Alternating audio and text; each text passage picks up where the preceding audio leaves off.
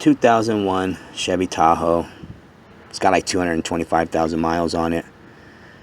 We are in the middle of February, or February 20th area, and yesterday it was 80-something degrees.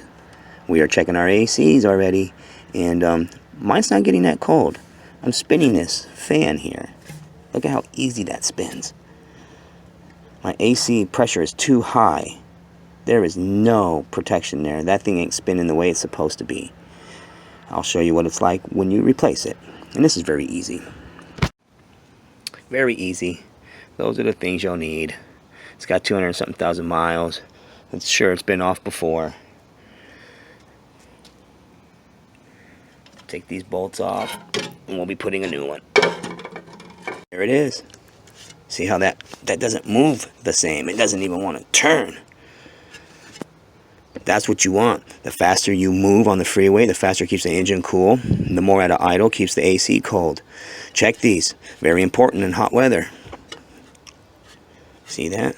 Literally, it took me 10 minutes. Check it out. It's about where we should be. With my bad fan clutch, I was way over here on 80 psi.